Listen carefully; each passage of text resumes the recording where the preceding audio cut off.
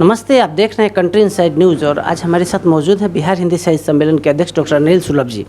इनसे हम समझना चाहते हैं कि जो जनसंख्या नीति पर उत्तर प्रदेश से लेकर बिहार तक और बिहार से लेकर दिल्ली तक हाहाकार मचा हुआ है। योगी और ने कहा है कि जनसंख्या नियंत्रण करने की सख्त ज़रूरत है। 2 बच्चों वाले व्यक्ति ही अब चुनाव लड़ेंगे। बिहार में भी ऐसा नियम बना दिया गया है। उत्तर प्रदेश में सख्ती से इस पर काम किया जा रहा है। मैं समझना चाहूँगा सर से कि इस पर आप क्या कहना चाहते हैं, जो नीति है क्या सही है? ऐसा है कि पूरे विश्व में और ख़ास तौर से भारतवर्ष में जिस तेज़ी से जनसंख्या वृद्धि हो रही है, यह चिंताजनक है। और जनसंख्या वृद्धि के कारण जो नुकसान, जो समस्याएं खड़ी होती हैं, वो भी चिंताजनक है। इसलिए जनसंख्या पर नियंत्रण तो होना चाहिए और इस दिशा में पहले भी कई कार्यक्रम चलाए गए हैं। एक बार इंदिरा जी के समय में भी नसबंदी को प्रोत्साहित करने का काम चला था। मैं समझता हूँ कि नियम से अधिक उपयोगी है व्यक्ति को शिक्षित किया जाना। मैं समझता हूँ कि जैसे जैसे शिक्षा बढ़ेगी, जागरूकता बढ़ेगी, लोग ये समझेंगे कि अधिक बच्चा पैदा करना, अधिक संतान पैदा करना, ये उसकी सही शिक्षा दीक्षा लालन पालन में बाधा हो सकती है। इसलिए और अधिक संतान से समस्याएं भी बढ़ेंगी। जनसंख्या वृद्धि के कारण जो नुकसान होता है वो होगा। तो इसलिए शिक्षा पर बल दिया जाना अधिक उपयुक्त है।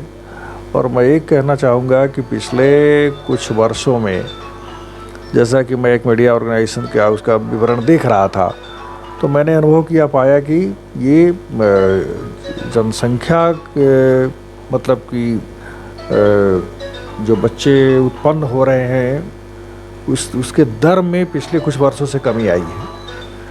तो एक अच्छा संकेत है, ये संभावना बनती है कि जनसंख्या पर वैचारिक दृष्टिकोण से विचार कर के नियंत्रण पाया जा सकता है। तो मैं समझता हूँ कि कोई ऐसा कठोर नियम ला करके जिससे किसी को अवसर से हम वंचित कर रहे हैं, अवसर से वंचित किया जाना किसी को मैं नहीं समझता हूँ कि ठीक है।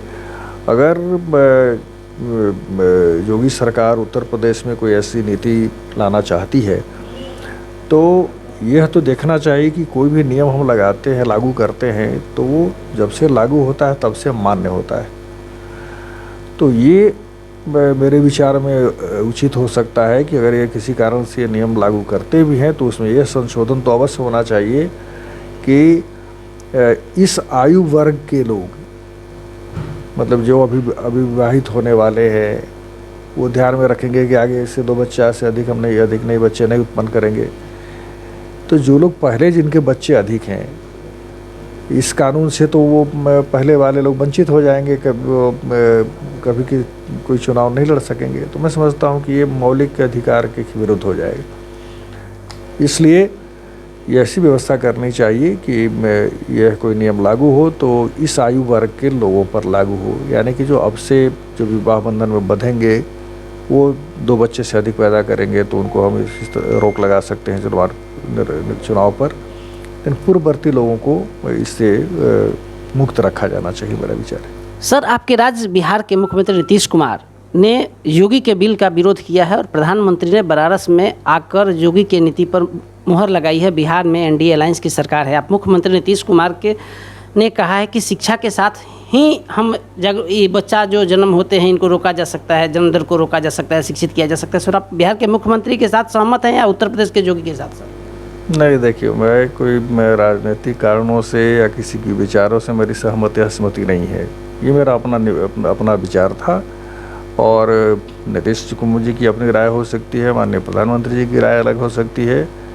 लेकिन मुझे जैसा लगा कि हमें अनेक नियम कानून को हम देखते आ रहे हैं। जब पहले के चुनाव में प्रत्याशी भाग लेने वाले को आप रोक देंगे, बाकी लोग बच्चा पैदा करके जिनको राजनीति नहीं करनी है वो अगर अधिक बच्चे पैदा करते हैं तो उसको आप कैसे रोक पाएंगे?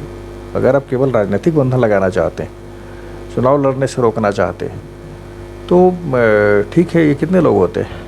नहीं लड़ेंगे, लेकिन बाकी दूसरे तो बच्चे पैदा कर ही सकते हैं अगर अशिक्षित हैं तो।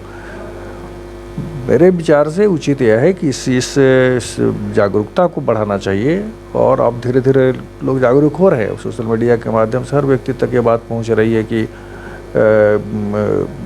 जनसंख्या वृद्धि में चिंताजनक है, इसको रोका जाना चाहिए, और नए लड़के इस पर अमल कर रहे हैं। तो मैं समझता हूँ कि अब नीति जो भी बनाएं उस पर ध्यान रखें इस बात का कि वह लोक का मंगल कार्य नहीं हो और अनावश्यक रूप से किसी को उसके मौलिक अधिकार से रोकता नहीं।